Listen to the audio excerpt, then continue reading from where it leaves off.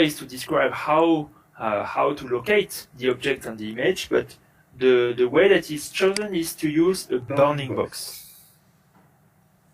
So a bounding box meaning, a bounding box meaning basically a rectangle, okay, around the object with by and bh, the dimensions of the box, and the bx and by, the center coordinate.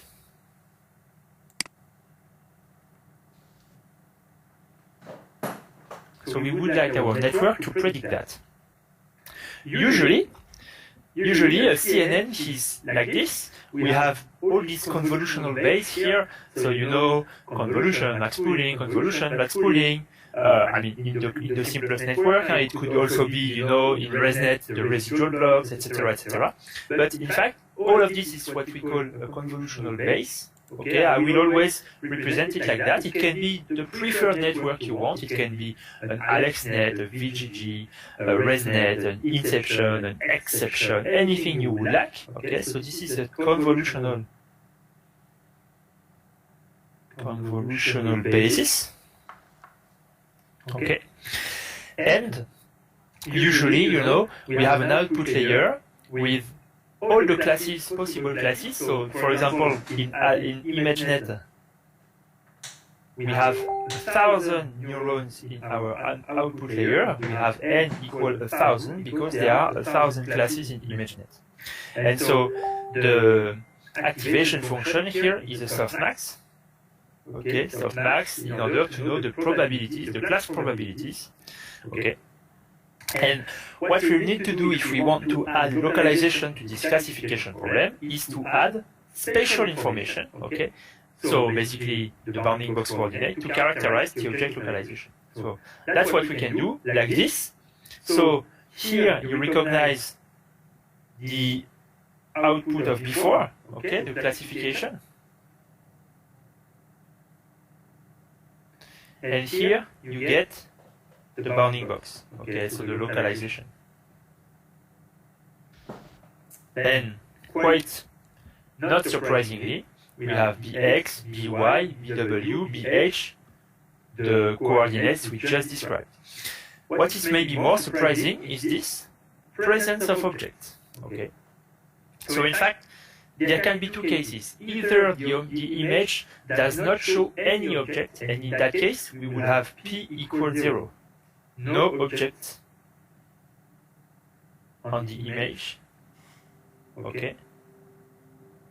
Either we have p equals 1, in that case we have an object, okay. And in that case, this object will have a certain class and a certain bounding box coordinate. So this is how we change basically the output layer of the network, but we don't need to change the network at all. We can keep exactly the same convolutional basis as we have studied yesterday with all this particular architecture I have introduced to you, okay? It can be any one of this architecture, the exact same for the classification, except we just change a little bit the output layer. And if we change the output layer, this means we need to change the labels that we will provide to the network, okay, in order to train it. So here is an example of a label for this particular image, for this person here that is labeled. So we see there is an object, okay. These are the coordinates. Maybe I should keep the same color as before. The object location. So this means basically that this is 0.52, 0.46, BW is 0.5,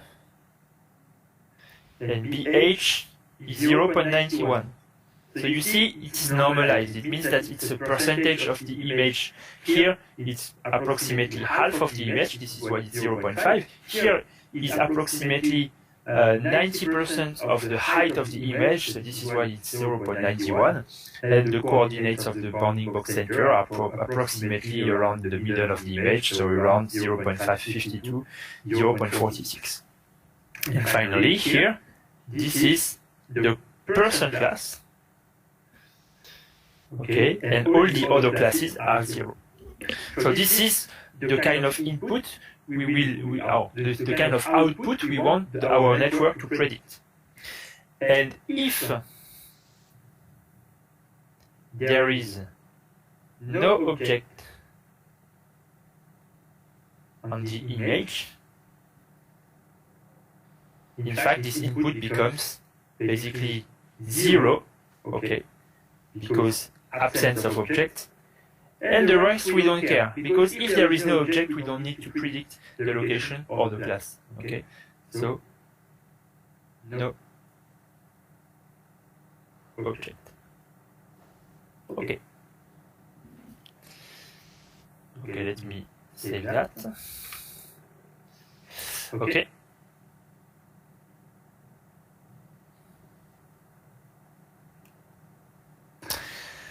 Now, I have to speak a little bit about cost function, because I told you how we should put labels into this CNN, but now how do we evaluate if the label is correct or not?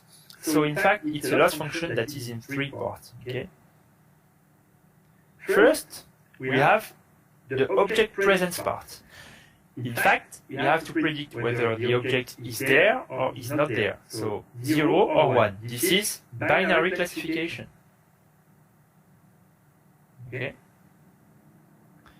And if it's binary classification, as we have studied together in the second class, I think, we should use a sigmoid activation function here, okay, and we should use binary cross entropy to evaluate whether this prediction is correct or not. Then, here, we have multi-class classification. Why? Because basically we can predict n classes, the n classes of the problem, with the softmax activation value, and we can use the categorical cross entropy as before. Okay, so this is something we have studied. Now this is something we did not study together, so I just briefly mention it. But basically, this problem is a regression problem. Okay? Remember, difference between classification and regression. Classification, you predict discrete values. So here you can predict 0 or 1. Here you can predict any of the classes. Regression, you can predict any values between a certain interval. And in fact, when you predict here bx, by, bh, bw, it can be any values between 0 and 1. Any continuous value between 0 and 1. So in fact, this is a regression problem. And whenever we use regression, these are the activation function we should use, and this is the cost function we should use. MSE means mean square error. Okay. So it's just basically I tell you this for your general knowledge, I guess. So, what is the general loss function of this problem? Okay, the loss function will be equal to the BCE of this plus the MSE of this plus the categorical cross entropy CCE of this. Okay, so this is BCE, this is MSE, and this is CCE. And in fact, when we do this kind of formulation, we usually choose to add lambda 1, lambda 2, lambda 3, because sometimes we want to control which loss is more important than the others. So this is, once we have your loss function, you know how to train your network because you can just use in Keras, you can just use the fit, okay? You have the loss function, you have the activation functions, you have everything in order to train your neural network. So this is how you do for trend classification and localization. Any question at this point? Was that clear enough? So you see, the problem is different. So we change the output layer, we change the activation function, we change a little bit the loss function, but overall, I didn't speak anything about the architecture because the architecture you can still use the same architecture as you are used to use in classification. So in fact, today I won't speak about architecture at all, or no, it's not true. I will speak a little bit about architecture, but mostly I will speak about output layer and cost function. Because whenever you have new problem, you need to formulate the problem with the output layer and cost function, and then you can train your neural network just as before. Okay, so now we know how to do localization, we can do object detection. Remember, object detection means we are not interested only in finding Obama here, we would also find the trees, okay? We would also like to find the building here. Okay, so we want multiple bounding box over our image. Okay, and this is difficult because we don't know how to choose the output layer for that.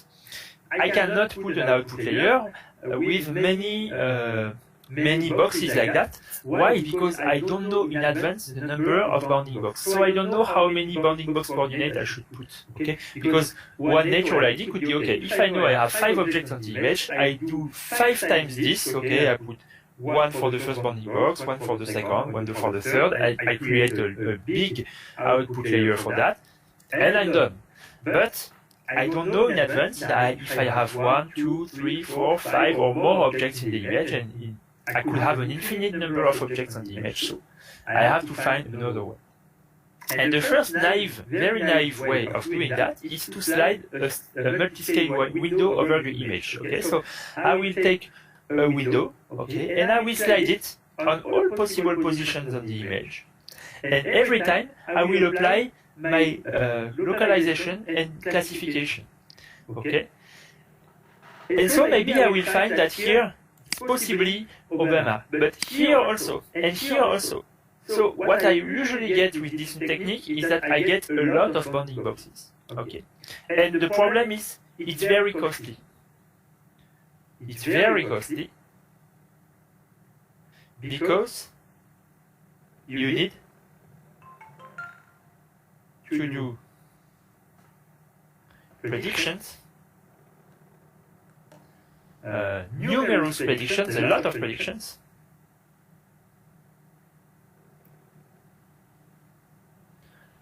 for a single image. So it's not very real time, for example. You can't do that real time. So it's not a very good idea to do that. But it kind of works. There is a variant of this which is called convolutional sliding window. So it's a little bit technical. You have to follow me very closely. Usually, when you have a neural network, a simple neural network, you would have convolutions. Here you see you have a 5x5 convolution, a 2x2 pooling. So back spooling, for example. Then you have again a 5x5 convolution. Then you would have, for example, pooling, and then you would have a dense layer. Okay. And if you do this on an input that is 14x14, you see, you have an input that is 14x14. You do a 5x5 convolution. Of course, you get an output that is 10x10 because you lose some dimension, except if you do some same padding. Okay, but in that case, you don't. Then you do pooling, you divide the image by 2, and then you have 5x5. And if you do a convolution that is 5x5 over an image that is 5x5, you get an answer that is 1x1. And don't remember, if you have many filters, for example, 10 filters, 10 5x5 convolution, you have something here that is of dimension 10. Okay. And then what you can do, usually, in a neural network, is that you can have some dense layers. So you will have, okay, like this.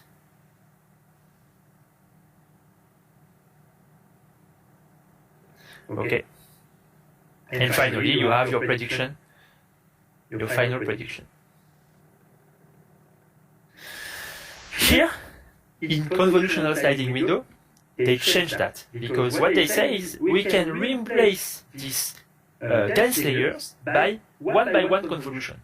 And in fact, if you do a 1 by 1 convolution over this 1 by 1 tensor here, you get again a 1 by 1 tensor, and again a 1 by 1 tensor. And if your classification, for example, you have a problem that is of classification of 3 classes, okay, so you want an output that is of size 3, what you do here is that in this last 1 by 1 convolution, you just do 3 filters, 3 1 by 1 filters, and you will get 3 1 by 1 answers, and so you will get an output of 1 by 1 by 3. So basically, this is a concept that we can replace any convolutional neural network by what we call a fully convolutional neural network.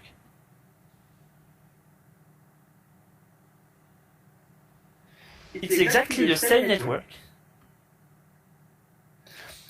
with no dense layers.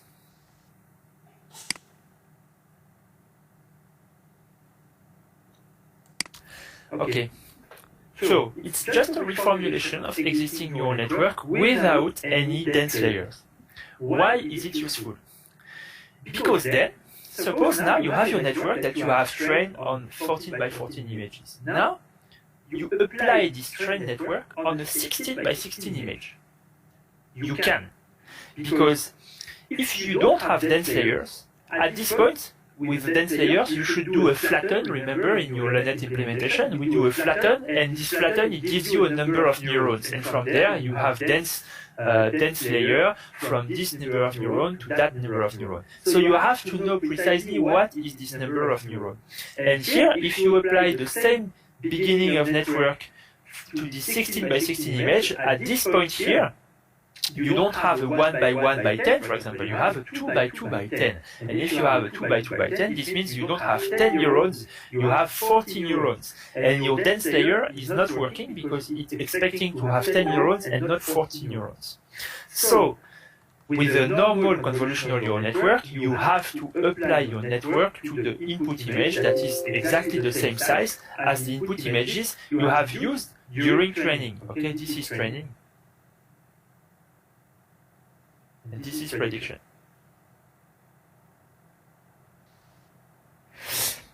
When you have fully convolutional neural network, you don't have to do that. Because in fact, since then you apply 1 by 1 convolution, you can apply 1 by 1 convolution to this 2 by 2 tensor, no problem. It's just that instead of having 1 by 1 output, you will have a 2 by 2 output. Okay? And here the same. In the end, you will have a 2 by 2 by 3. Okay?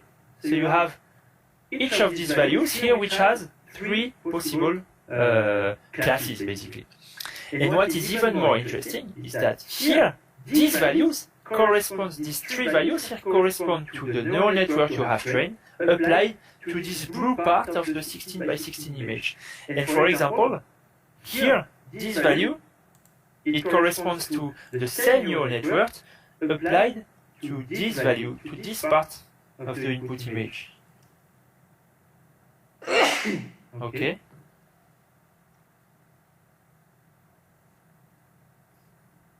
You see my point? So in fact, it's just like you are applying your neural network here, or here, or here, or here.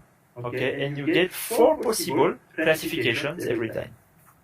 So it's exactly having a sliding window that is implemented with a convolutional neural network. So it means that if you apply your neural network only once to this image, you will have all the possible outputs, okay, for all the possible sliding windows positions.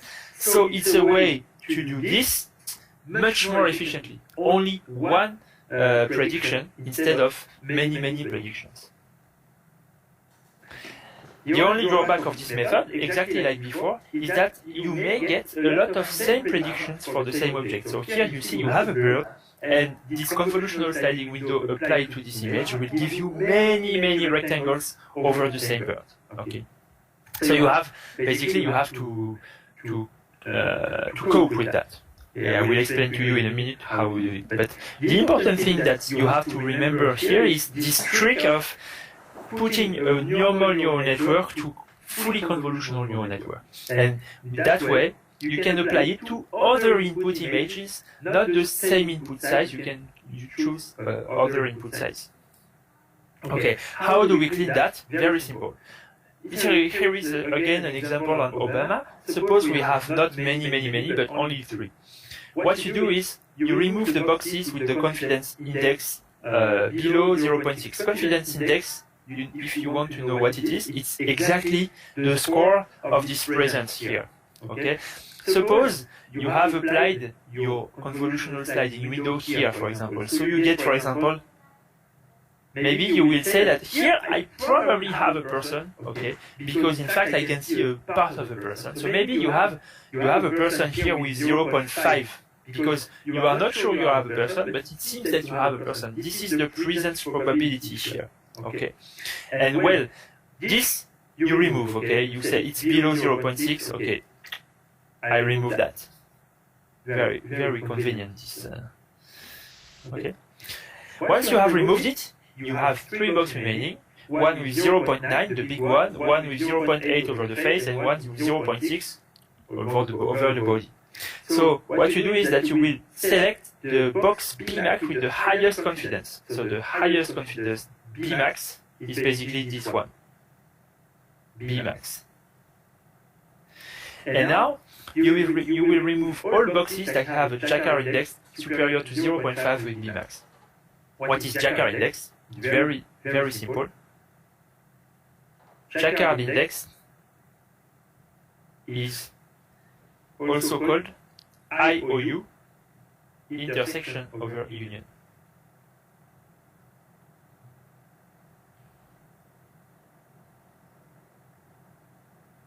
Okay. And basically, the Jacquard index between a bounding box A and a bounding box B, okay, will be the intersection, the area of the intersection, divided by the area of the union. Okay, so J equals the cardinal of A intersect with B divided by the cardinal of A union with B. Okay, this is the intersection, this is my green part, this is the union, this is my purple part. And so, this is an example where the Jacquard index equals 0. You see the bounding boxes are very dissimilar. And here is an example, for example. Okay, here we have J of AB, which is equal to, for example, 0.9. So this is a good Jacquard index. They are very close. So you see, we compute the Jacquard index and we say if it's superior to 0.5, this means that it's the same object, basically. 0.5 would typically be something like that. This is probably Jacquard equals 0.5. So this means it's probably the same object, and we can remove the lowest confidence index box and keep only the large one. So in that case, we will keep only the big one, Bmax. Okay, if you allow me, I have to make a very small break. I'm sorry. I hear my daughter is screaming a little bit, so I have to go. I'm sorry, just 1 minute. I'm going back.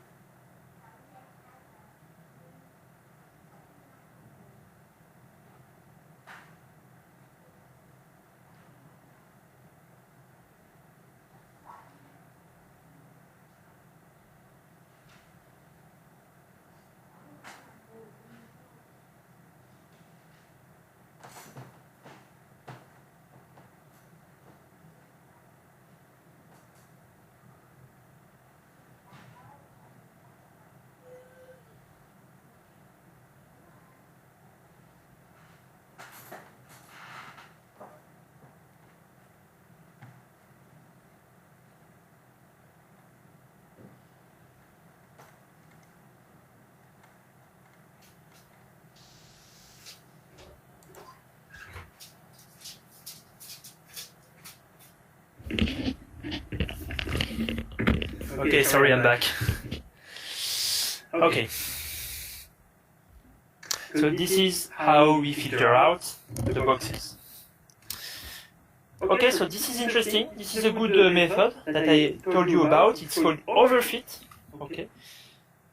But overfit is a little bit dated now. And what people tend to do now is more complicated things. So, first idea is the family of RCNN algorithms. First idea is instead of trying to slide the window over all the image, we will just do some region proposals. How do we propose regions? We basically generate what we call over-segmentation.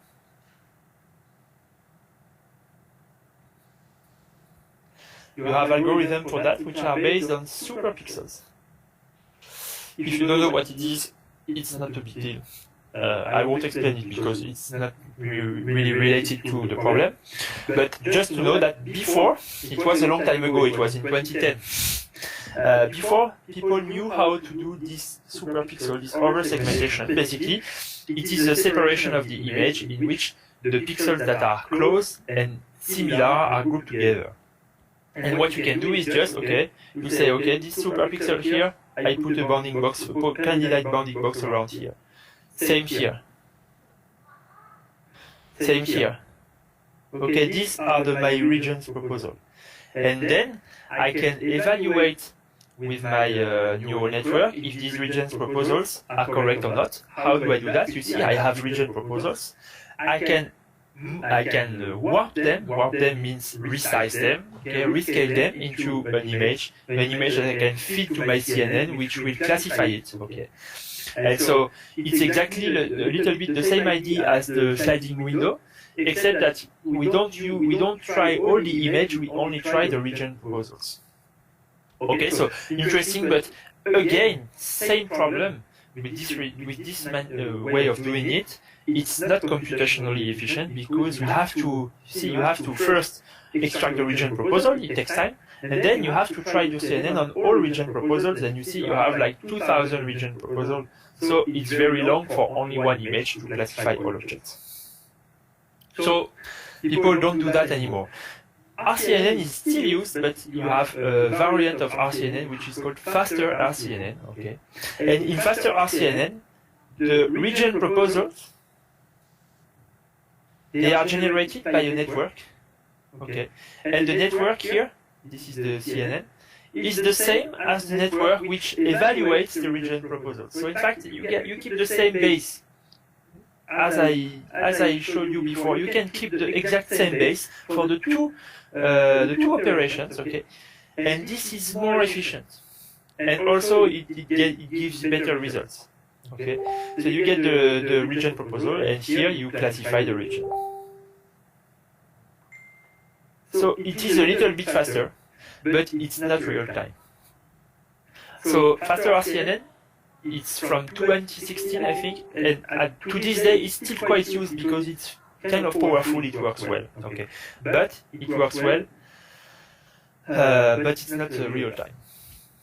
There is another algorithm which is really popular. It's called YOLO. YOLO means you only look once, and it's different from faster RCNN because here you see you have one step and two steps. Okay, the first step here and the second step. Here, you only look once means one step only. And in this one step, you will predict bounding box, predict classes, okay, and finally you do the detection, the final detection. How do you do that? In fact, what you do is that you split the image into a grid. Okay. So you have a grid like this, S by S grid, and what you do is you generate predictions for each part of the grid. Okay, and each grid, each cell in the grid will have a class probability map, okay, and will have multiple bounding box. So this is, you see what I show here, okay. You have here the output layer of the CNN in YOLO, which will be S by n plus 5 times b. So S by S is my grid. Okay? And this, the depth, will contain the classification, n is my number of class, and 5 by b is b, it's my bounding boxes, okay? You have b bounding boxes with 4 coordinates plus presence probability. So you have 4 plus 1, it's 5, and we can predict b bounding box in each cell.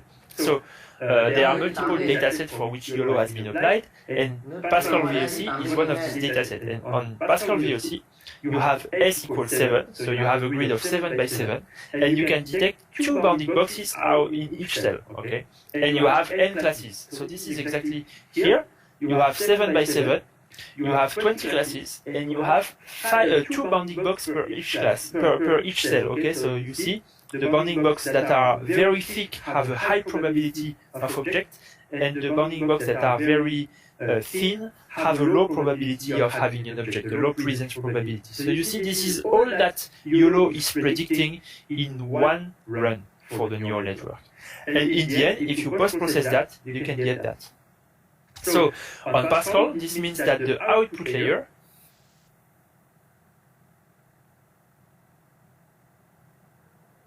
is S by n plus 5 times b. S is 7, so it's 7 times 7 times n. N is basically 20 plus 5 times b. B is 2. So 5 times b means 10, n plus 10, 30. Okay. So on Pascal VOC. Okay. And so all the values that are predicted here are useful for detecting bounding boxes. YOLO has evolved a lot, okay, over time, from YOLO to YOLO v3, and today I think there is even a YOLO v4 and maybe a YOLO v5, a very recent YOLO v5. So there have been many improvements. One of the improvements is called anchor boxes. Anchor boxes means that here, basically, you can predict any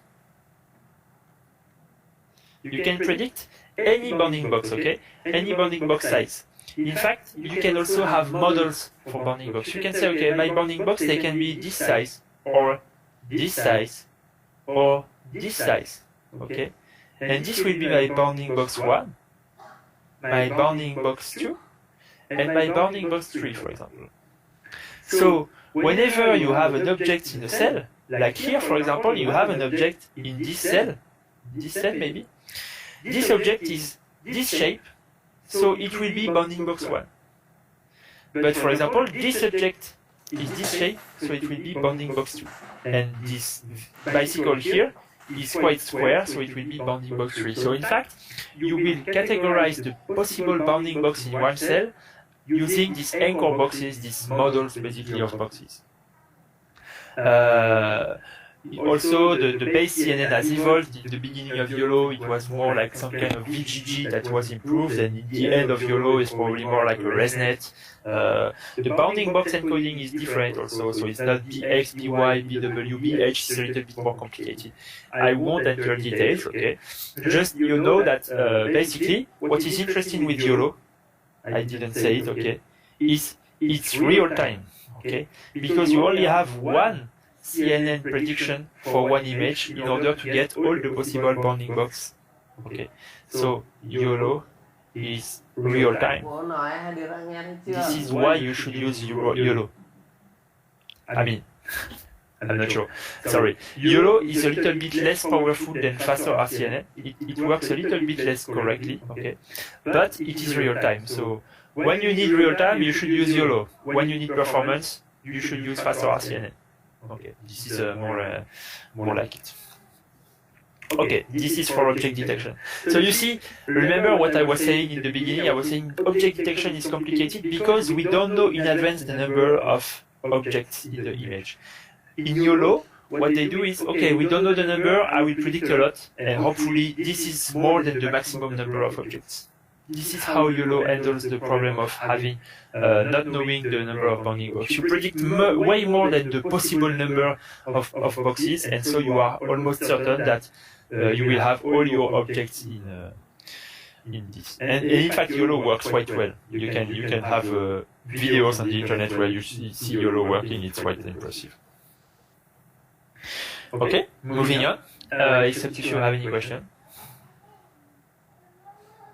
No? No? No? Okay, so I move on. I move on with image segmentation. Image segmentation is a pain.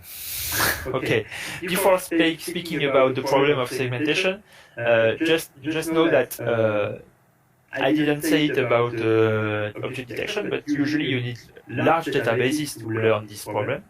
And so to give you an idea for segmentation of the kind of database we have, so MS-COCO is one of the popular databases for segmentation. You see here an example, you have an image, and you see, first thing, the whole image is not segmented. You have only a few objects that are segmented, okay? And these objects are person, bottles, this is a case, I guess, this is a glass, a chair, a sofa, etc., table, TV, etc. So you have a number, maybe 100 type of classes of objects that are segmented.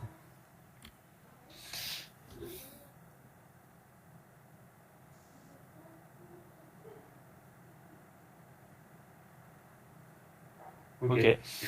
And so this database has 300,000 images with 100 classes. You have 2.5 million instances of segmented objects. And it's very long to do this segmentation manually. You have to click the points over all the objects, around all the objects. It takes maybe minutes for objects. So you see it's 22 human hours per 1,000 segmented instances. This means that if you pay people the lowest salary in France, it costs you $600,000 to create this database. Okay, so it's actually very expensive to get those databases. So if you need to do segmentation in real life, you better have a strong company that can finance this creation of database. Otherwise, it's very difficult to do segmentation.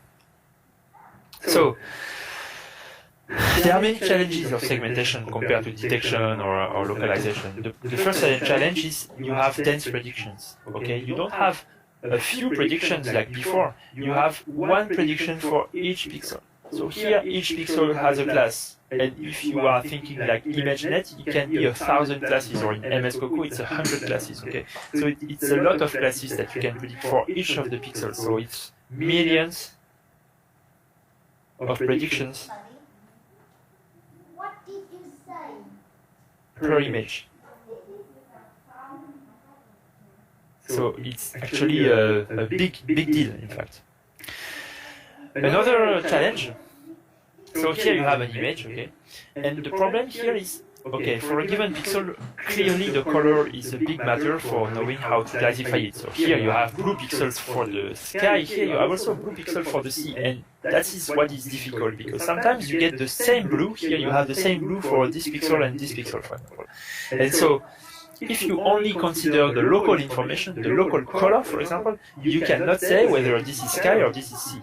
Okay, in order for you to know what part of this, what object is this pixel, you have to consider the overall context, the overall image. And if you consider the context, you say, oh, okay, I have some sky here, I have some island here, I have some sea here, and I have some beach here. So this is clearly a scene on an island, and if it's a scene on the island, usually the sky is on top and the sea is in the middle. And if you have this high-level context information, then you can know that this pixel is blue, and he's there on the image is probably the sea. Okay, so this means that you depend on local information, the color, but you depend on global also information, the global understanding of the scene. And in the methods I will show you, in fact, you have always to take into account both this understanding. So let me show you a little bit how it's done. Okay, I go very fast on this very naive segmentation algorithm. You can slide the sliding window. Okay, you have a small patch here. You predict the patch class and you assign the class to this center pixel. You could do that. It's not efficient at all, and the problem is it doesn't take into account the global image. It only takes into account the local information. So not very interesting. The first algorithm that implemented an end-to-end segmentation using neural network, meaning you have only one neural network that does all the prediction, is called FCN, fully convolutional neural network. And okay, first thing, it's built over VGG. So you use a VGG, and you know a VGG will predict you some classification. If you make VGG fully convolutional, just like I explained before, you know, with the sliding window and the localization, you can get something like this. You see, my VGG that I slide over the window will give me probabilities, for example, for having a cat. So here, I have high probabilities of having a cat on this part of the image, but low probability overall. So you can use that, and the goal of this network will be, now that you have that, can we go up towards a better segmentation, okay, of the cat? And here is how it's done. Basically, what you do is, you will use previous predictions at several different resolutions to increase the resolution of the prediction like this. So you see this is basically this. You have the lowest prediction, the lowest level prediction, and then you will regain information by using predictions here. Here you see you have a first prediction, here you have a second prediction, a third prediction, with every time you have more and more coarser prediction. Okay, so here you have dense predictions, but that is not very good because it's one of the first layers in the network. Then, as you go up the layers here, your prediction gets better, but the problem is it gets coarser. So if you use previous predictions plus the predictions here that you combine in a way, this is how you combine, then you can refine your prediction and get this dense prediction. Okay, if you don't really understand this point, know that I will re-explain it in a minute in the second network, which is called UNet. It's the same idea. One thing I want to tell you is that we have to upsample the predictions. Okay, upsample the prediction means basically we have a prediction that is very low level and we want to put it on a higher level, and then combine it with a higher level prediction. For that, we use deconvolution operation, or in fact, it's also called transposed convolution. In order to understand why it's called transposed convolution, I just want to tell you a little bit how do you really implement a convolution on a GPU. Okay, if you are convoluting an image of size 3 by 3 with a filter of size 2 by 2. Okay, so this should give you a response of size 2 by 2. This is my image, and this is my filter, and this is my response. In fact, what you are really do is a matrix product. Okay, and this becomes a vector of size 9. Okay, this is my I vectorized, so of size 9. Okay. And this becomes a matrix. Okay. And this matrix is of size 4 times 9. Okay. Okay. And what you do is you do this matrix vector product 4 times 9 times 9, and you get a vector of size 4, which is in fact your response that you have to put back into matrix. So this convolution that looks like a sliding window, etc., in reality, it is implemented as a matrix. And why is that? Because matrix operations are well optimized on GPUs. This is why we can use GPUs, in fact. Okay. Now, when we want to do deconvolution, it's called a transpose convolution because what we really will do is that we will use this matrix transpose. Okay, this is my F, and I will use the F transpose. So F transpose is basically 9 times 4. Okay, 9 times 4. This is the same but at transpose. And when I multiply this by something that is of size 4, then I get something of size 9. So you see, I have regained the dimension, I have upsampled my dimension.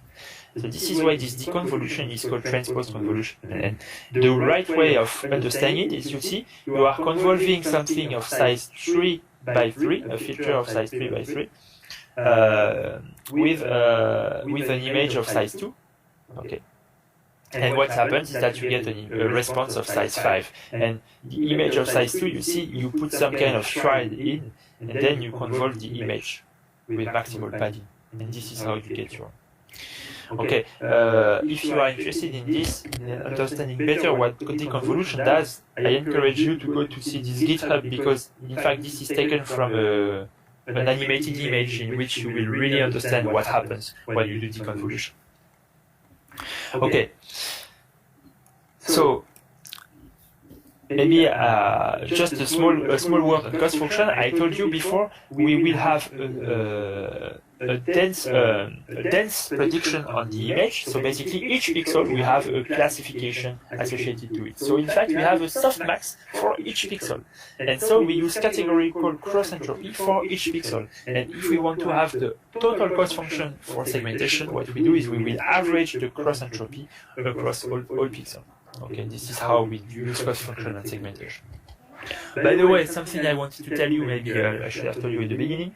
What I explain you today is mostly for your general knowledge, okay? If you want to know a little bit how it works to have this computer vision task. But I won't ask you anything on the exam about all that I'm saying today, okay?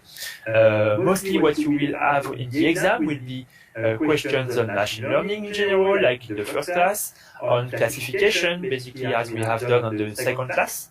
And also I will have questions on CNN architectures, maybe number of parameters, as we have computed a lot of number of parameters together. So this will be the kind of questions I will give you in the exam, but I will have nothing on this particular class of today. Okay, so it's just to give you some general knowledge. Okay, so end of the parenthesis. Now I just want to share with you basically an algorithm that is very used in segmentation and which is called UNet.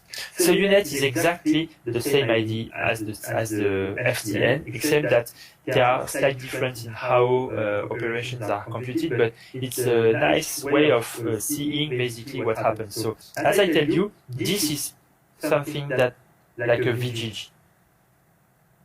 This part of the network is like a VGG. So this part of the U shape is a VGG.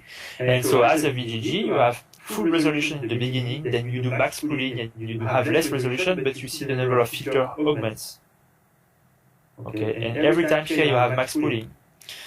And then, when you try to go up, you use this deconvolution I just mentioned, transpose convolution, and you reuse also the results here from the previous here. So you see, every time you go up in resolution, you reuse the feature maps here. Then you go up in resolution, you reuse the feature maps here. Then up, and then up. And this is how you can regain the full resolution at the beginning.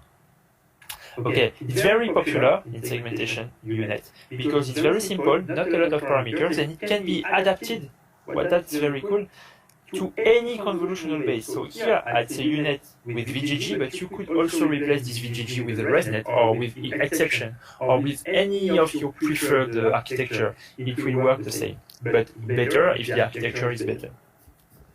This is a UNet.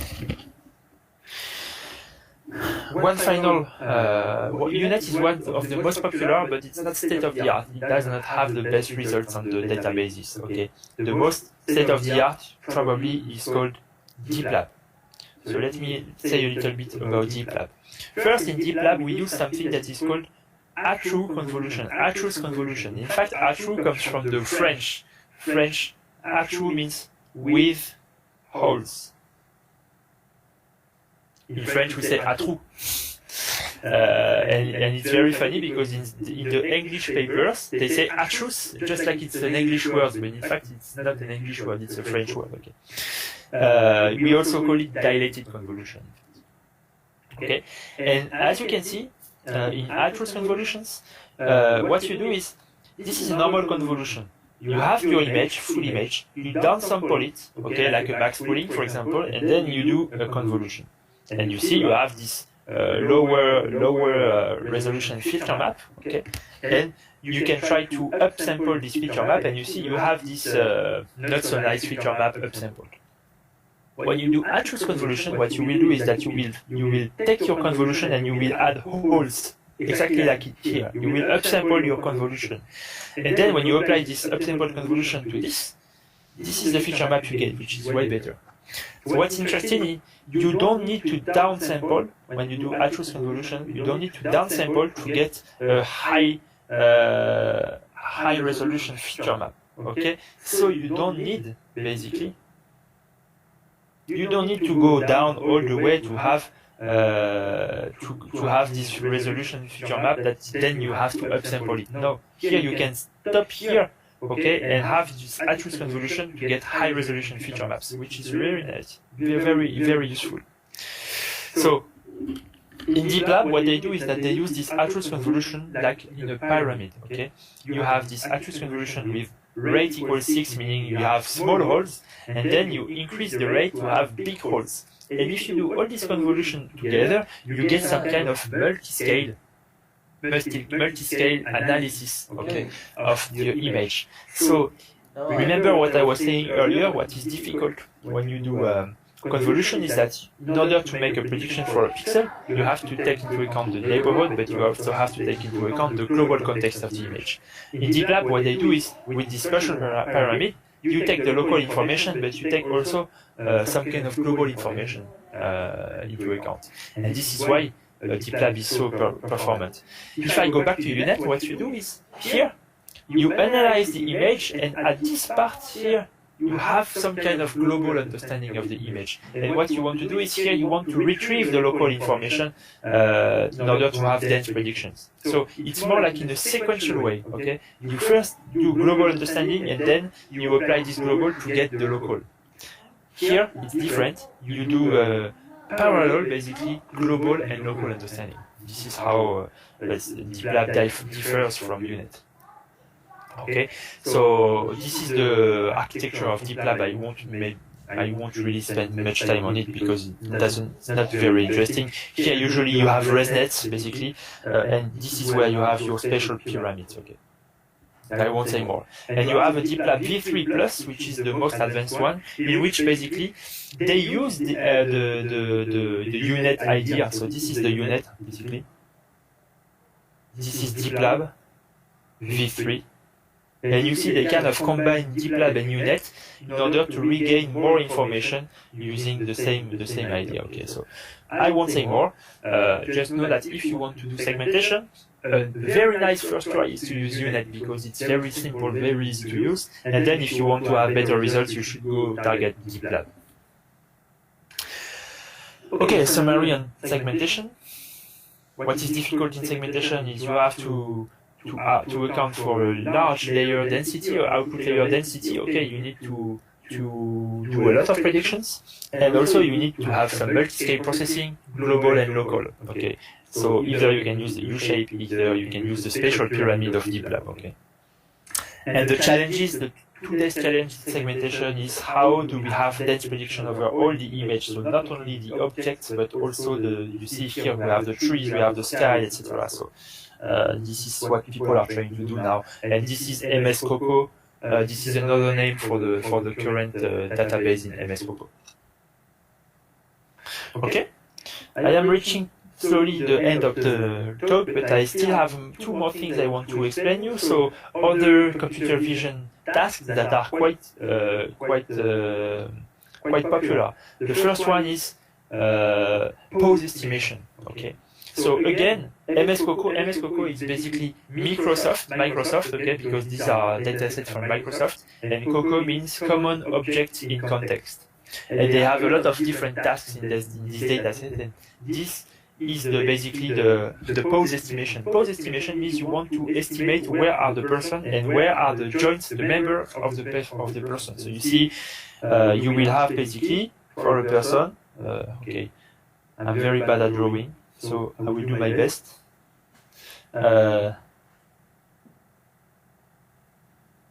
Okay. This is a person, and basically you want to estimate the position of the joints of the person.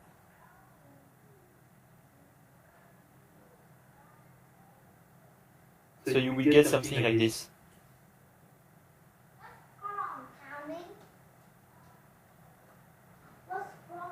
Okay, this is pose estimation. And it's very useful to be able to do that in the real life for many applications. For example, it's useful when you do action recognition. You want to know what the person is doing. If you know where the skeleton of the person, you can understand that it's raising your hand, or yes, it's going down to grab something on the floor. Okay, so it's very useful for action recognition.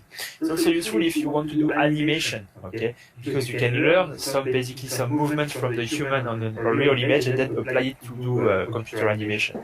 Same for games.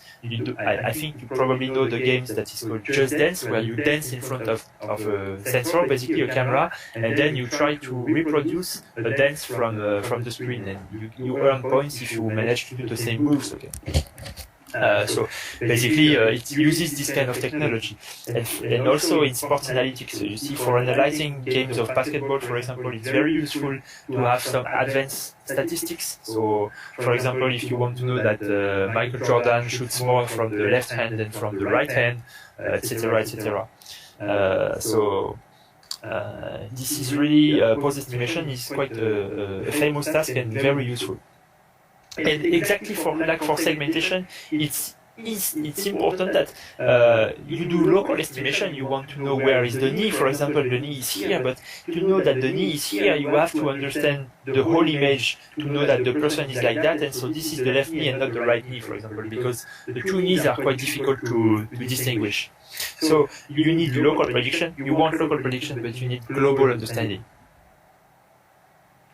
So many algorithms I won't detail, because for segmentation I gave you 3 algorithms, but in fact there are probably hundreds of algorithms that are existing. Same for object detection and same for pose estimation. I give you some key points. Okay, deep pose was one of the first one to do it, and what is interesting in deep pose is that basically the overall shape of the neural network is AlexNet. So you see, this is a kind of AlexNet, and what is interesting in the last layer, the output layer. The output layer is basically x1, y1, x2, y2, etc. until x14, y14. Because you have 14 joints to estimate, and so you see, maybe here you have x1, y1. Okay, and so here is x2, y2. Okay, so you predict directly the coordinates of the joints, of the 14 joints. So you have here something of size 28, okay, which is 14 times 2. 14 is the number of joints. So it's quite an easy way to formulate the problem, and it gives quite good results. One particularity of this algorithm is that basically they have some kind of multi-scale approach in which they do a first round on the whole image, okay, and then once they have identified some joint position, they take the image on the lower scale and they reapply this lower scale image to AlexNet in order to get a refinement of the joint. Okay. So this is deep pose, and then what has really made the field advance is a change in the formulation of the problem. Instead of trying to find the position of all the joints, we are trying to predict what we call heat maps. So it's basically probability maps you have one probability map for each joint, you see, so you have 14 probability maps, okay, and one for each joint, and you see you have some kind of Gaussian here, Gaussian probability that is centered around the joint. And so what you have to predict is not only one position, it's many probabilities around the position that you are interested in. And also many zero probability where there is, for example, no foot. Here this is the right foot, here there is no right foot, so you should predict 0. This is what we want the network to predict. And in that case, you transform some problem where you have a very local prediction to something that is very dense, exactly like in segmentation. And this regularizes the network a lot. And in fact, this helps having way better predictions. Another thing that helps having better prediction is to do multiple stages prediction. So in fact, in OpenPose, that's what they do. What they do is, okay, they have a first stage in which they have an image and they predict the joint coordinates. And as you can see at this point, the joint coordinates are quite noisy. And what they do is they take this prediction and they give it as an input along with the image to a second stage in which, with the image and with the prediction, they will get better predictions, etc., etc., until they get perfect predictions. What's the idea of that? In fact, this is the predictions in the stage 1. As you can see, for example, the head is perfectly predicted. The neck also is perfectly predicted. The right shoulder is good, but the right elbow is not good at all because the right elbow is here, and this is the prediction. Okay. So, what happens is that if you give all of this to the second stage will say, okay, the head is here, the neck is here, so the right elbow can probably not be here. Okay, so you see the density, the probability of the right elbow has diminished a lot here, and it has become stronger here and also quite strong on the left elbow. And finally, on the stage 3, the right elbow is correctly estimated. So it's very useful because sometimes elbows and knees look a lot alike. Okay, so if you want to distinguish them, it's easier to have the context from the other parts. And in OpenPose, they have another thing that is quite interesting. They are predicting what they call path affinity fields. Path affinity fields means that you see, if you have a joint here and a joint here, on all the intermediate position, you will predict, you see a field of vectors. The field of vectors that go from the elbow to the wrist. Why is that? Because later, when you do the predictions on all the image, maybe here you will have a right elbow, but also here you will have a right elbow. And here you have a right wrist, but also here you have a right wrist. How do you know that this right wrist belongs to the same person here and not to this person here? You don't know. So when you want to do multi-person segment pose estimation, you need to have this so that later, since you have the affinity field, you know, okay, this is the right elbow, and I also have a lot of vectors that tell me that the wrist is here. Okay, so this is how I can connect my elbow to my wrist, and same here. And this is how you can get this. And this OpenPose is very, very popular. You can type OpenPose on the web, and you will see some videos where it works on large images with a lot of tensors, for example, and it works quite well. Okay, so this is I'm done for pose estimation, and before closing the class, I want to speak a little bit about face recognition. So face recognition is easy. I mean, it's an easy problem to formulate, it's not easy to solve. You have a face, and you are wondering, who is that? And so, you have a database of faces, and you want to know, okay, it's this person. Okay. So how can you do that? What you do is that you could formulate this problem as classification. So you will have class 1, class 2, okay, class 3, and you try to predict class probabilities. But the problem is you have, in the world, you have 7 billion people, Okay, so it would be a problem of classification of 7 billion classes. Okay. And you have only a few examples per person. You have maybe 4, 5, 10 faces. So you have very few examples and a lot of classes. You can't solve a classification problem like that, it won't work. So you have to do something else. And what you do is that you create what we call a face embedding. A face embedding is basically a vector, maybe of size 128 usually, or 256, or this kind of size, okay, small size. And you will associate to a face. You will associate, so face 1, face I, you will associate this dy. Okay, and so you have your space of embeddings. Okay. And face I will be somewhere here. And maybe here you have face J, here you have face K. Okay, and here maybe you have face L. And you see face I and face L, they are very close in this face embedding, so probably they belong to the same person. Okay, in fact, this is what we really want to implement. So how do we do that? What we do is we will train this neural network, which will predict a descriptor for a face, using what we call Siamese network. Siamese network means you take those two networks, in fact it's exactly the same network. Okay? You share the weights, so all the weights, the parameters of the network are the same. And these two networks, they will take a face. Okay? Okay? And if those faces are the same person, Obama and Obama, but two different views, then you predict one. See, you have a sigmoid here, a binary classification.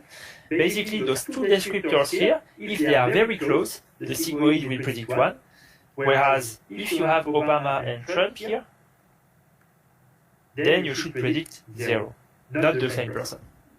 Okay. So this is how we train that. In fact, then once you have that, you can do face recognition by using the nearest neighbor search in the embedding space. This is called deep face, and there is a face net, which is a variant. Instead of having 2 face, you have 3 face, you have an anchor. Okay, like this. So maybe this is Obama. You have a positive example. So this is Obama again.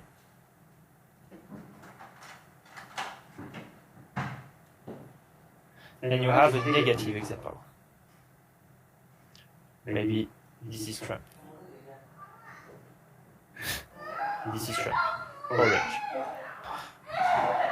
Okay. Okay, and so this is your anchor face, A. This is a positive example, P, and this is a negative example, M.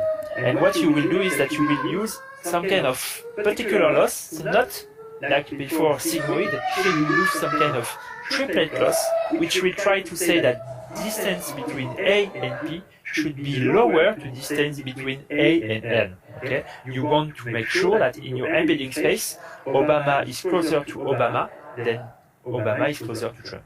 Okay? And to do that, you use an alpha that is positive. Okay? If you use an alpha that is big enough, this will force this distance to be quite smaller as this distance. And if you do this a lot for all your faces in your database, then you create an embedding space which will be very powerful at putting the same person into the same part of the space. In fact, the training is not so easy. You have to choose the triplets for the training that are the most useful ones. So what you do is during the epochs, you try to establish where are all your faces in your space, and if you see that you have 2 faces of the same person that are quite far, you will use these 2 examples to reinforce the network, okay, to train it better. So the choice of the triplets is really important. Okay. Okay, do you have questions about everything I have said today? as I was saying, this is mostly for general knowledge, okay? If you are interested in all of that, you notice that in the presentation I have put all the papers, okay? So please go look at the paper, and of course, if you have questions, you can always come to me. But it's just to tell you a little bit about all these other possibilities than just image classification.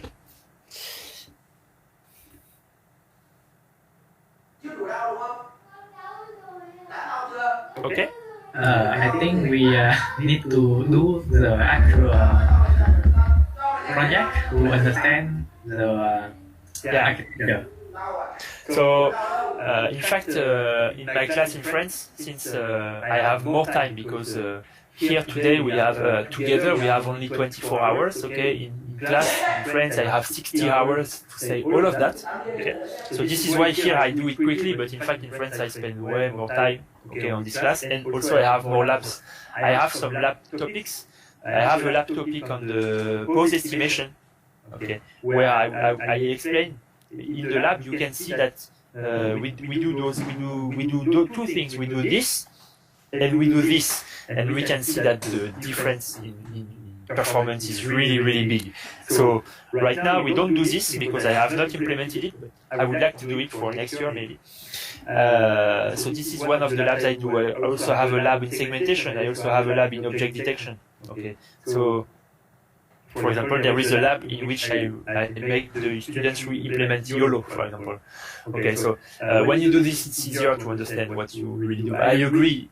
What I give you today is honestly like a show of many possibilities, so that you know it exists. So that if someday you have to do object detection, you can always come back to this presentation because you say, okay, I remember he spoke about that, and you can at least find the papers. Okay, what I give you in this presentation, honestly, is the main papers. So the main things that work and are not too complicated, so that you can always use it. So it's normal if you don't understand everything because it's too fast. Okay, but the goal is really to give you some anchors, some examples that you can refer to if you ever need it.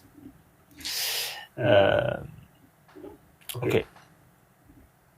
So now we still have the project left. So maybe we can have a break. In fact, we can have the break now. And so in half an hour, I will tell you a little bit more of what is the project, the expected project that I would like you to return me. Is that all right? Yes. Yes. Okay. So meet you in half an hour. It will be 7:30 in Vietnam. Yeah, okay. Okay. Okay, great. See you later.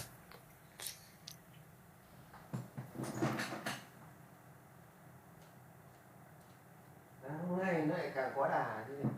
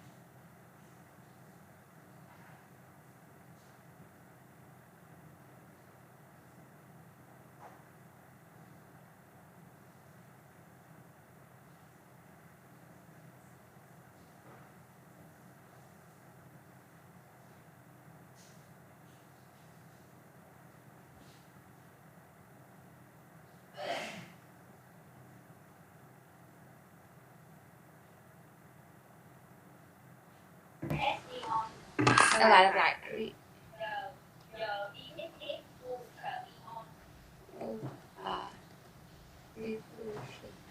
Lại. Hello Kiều.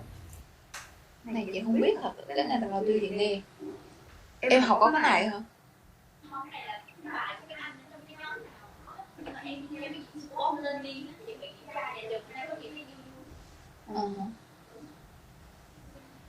Em tra Google đi.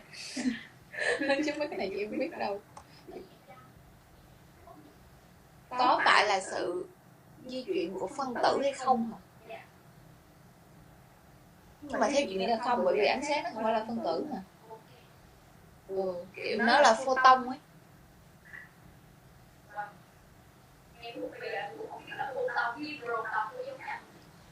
Photon là các hạt ánh sáng. Còn proton đúng không? Nó là kiểu như là hạt nhân mà, nó là của phân tử.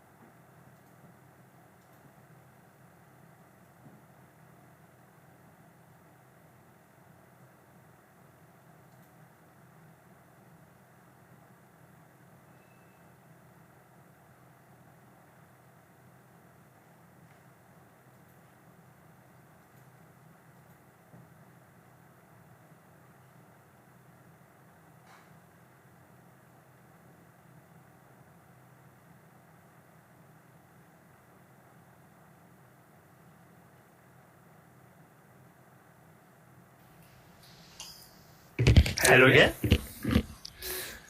Hello. Okay, I'm back. So, what I will do now is I will send you an email that sums up exactly what I'm expecting for the project. Okay. So, I will write it in the chat, but then I will also write it in an email. Okay, so that you each know quite well what you should do.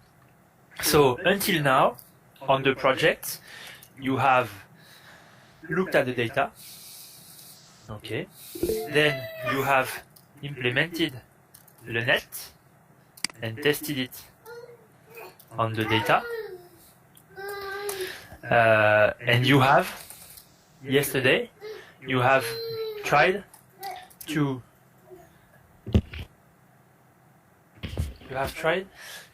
limit overfitting.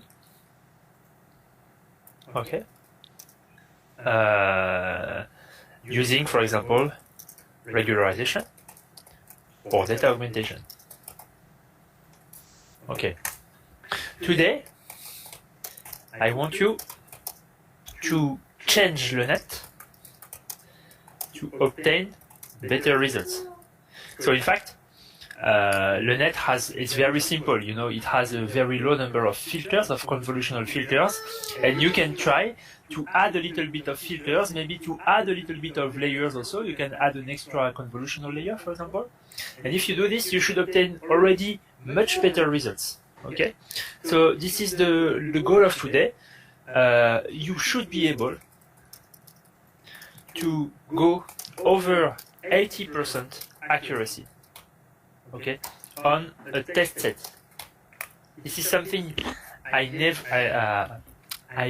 have not told you maybe explicitly, but the data that you have, you should split it, you know, in a validation set, test set, and training set. This is the right methodology to do. So if you haven't done it, please prepare data to have training, test, validation, and test set. Okay, so this, you should have enough time to do it today. But then I will give you a final assignment for the end of the project.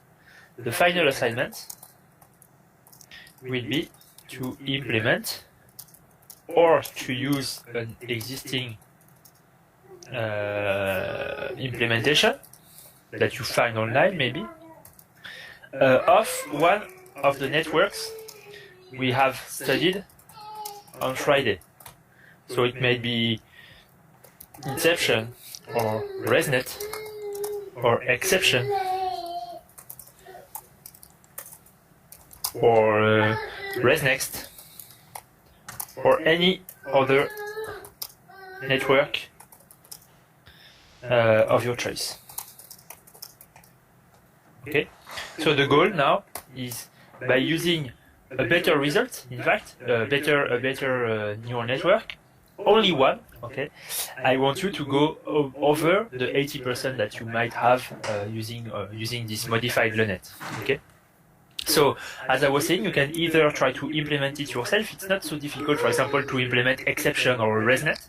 But if you want, you can also look for existing implementations in Keras. You will find a lot online. And with these implementations, you should be able to at least make it run on your data. You will have to change it a little bit to make it run to your data. Okay, is that clear?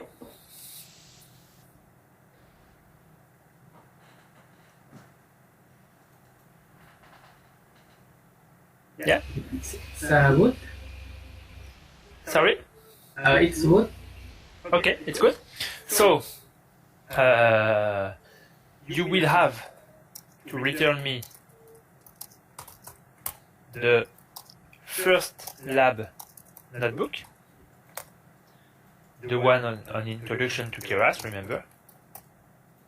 Then the second lab notebook on MIST with LeNet, and then a project notebook with LeNet, modified LeNet, and the network of your choice. And finally, a small report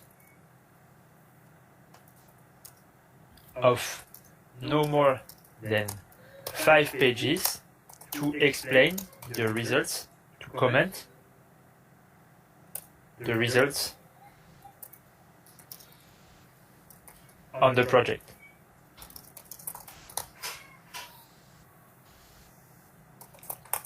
So what we have to decide now is when do you want to return this project? Have you thought of that? Did you have time to think of that?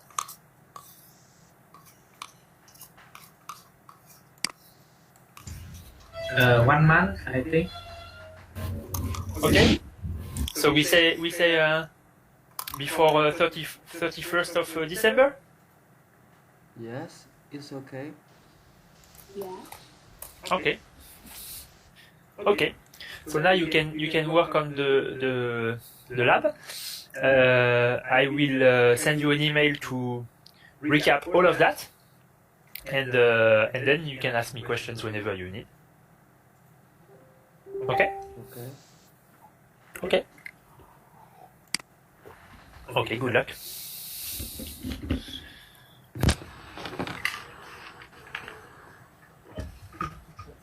Tu l'as couché? Bah, on est bien d'accord, mais moi je...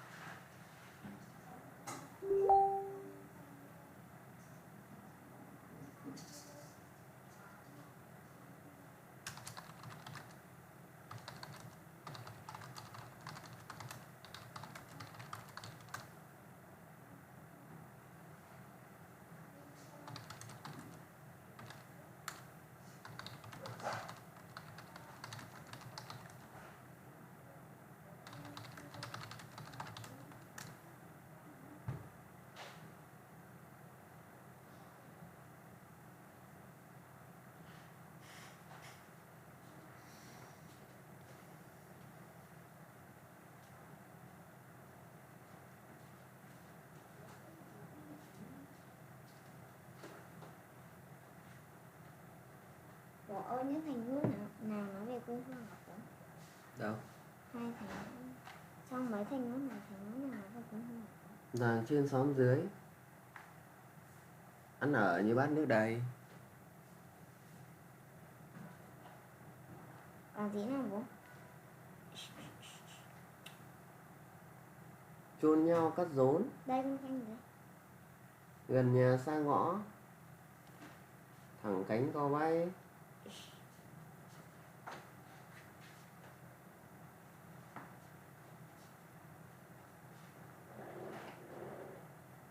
Rừng vang biển bạc. Nóng quá. Con chả biết cái nào.